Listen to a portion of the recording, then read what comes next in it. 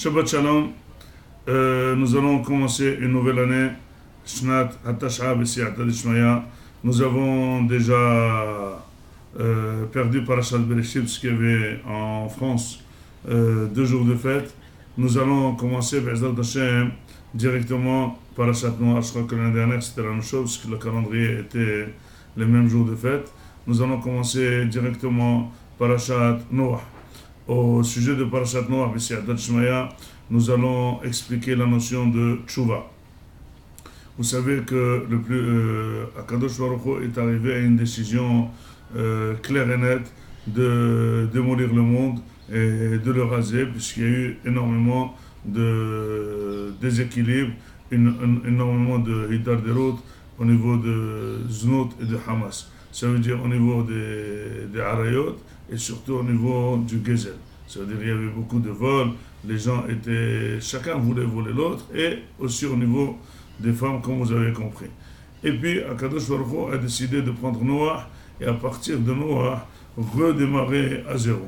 Donc finalement, Noach, c'est un raccordement entre les deux temps, entre les 10 générations qui précédaient Adam Arishon, et le temps à venir, c'est lui qui va devenir le reconstructeur du temps.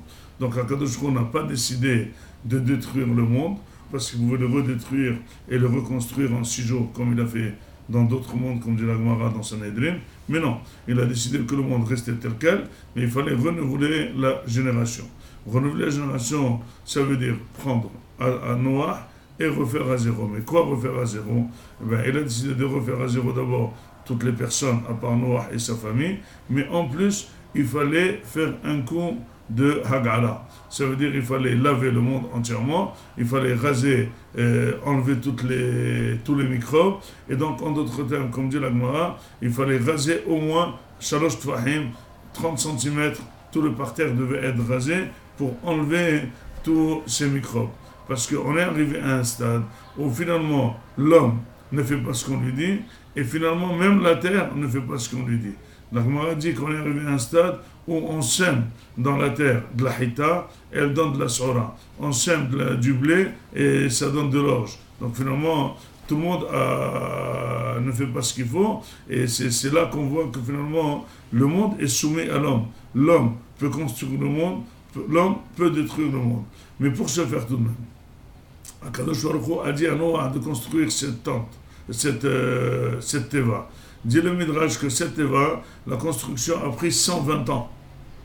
Et dit le Midrash, pourquoi Akadosh Baruch Hu a pris tellement 120 ans pour construire, pour lui dire de faire ça un petit peu plus vite, en 1 an, en 2 ans, en 3 ans. Dit le Midrash, mais tout simplement parce qu'il fallait bouger les gens pour qu'ils soient Hosdrin Bitshuva. Et donc il fallait au fur et à mesure construire et puis faire traîner ça. Les gens demandent qu'est-ce que je suis en train de faire. Et ils devaient expliquer que je suis en train de construire l'arche pour Akadosh Baruch Hu va détruire le monde. Il fallait que le monde soit Hosdrin Bitshuva. Et finalement le monde n'a pas été Hosdrin Bitshuva.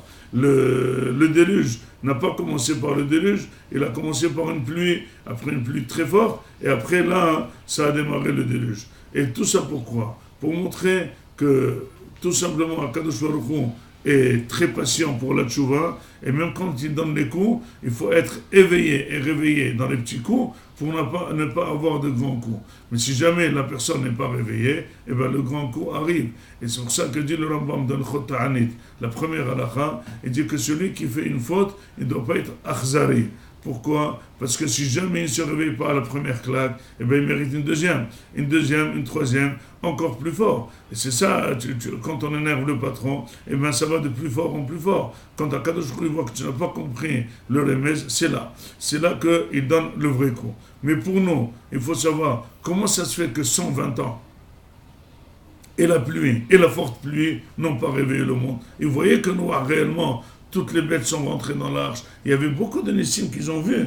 Mais pourquoi ils ne se sont pas réveillés? Eh bien, tout simplement, il faut savoir que quand la personne s'enfonce dans la faute, elle s'enfonce dans les Yetzirah, elle perd l'esprit, elle perd la jugeote. Elle ne sait pas quoi décider, elle ne sait pas quoi faire. Et finalement, c'est une abdout. La personne, elle sent qu'elle va mourir, elle sent qu'elle est perdue, mais elle est enfoncée, elle est engloutie par la faute, elle n'a pas de force de rejaillir et de quitter la faute. Et c'est ce qui doit nous réveiller. Faites attention, faisons attention de ne pas être engloutis par la faute. Même si on a des fautes, mais il faut savoir toujours se détacher. Il faut savoir toujours faire contre la faute. Quand quelqu'un reçoit une claque, il faut tout de suite démarrer et bouger de ce stationnement et aller vers Akadosh Baruch Hu pour éviter le plus grand coup. C'est le moussard de la paracha, c'est le moussard de la tchouva. Akadosh Baruch Hu ne donne pas un grand coup d'un coup.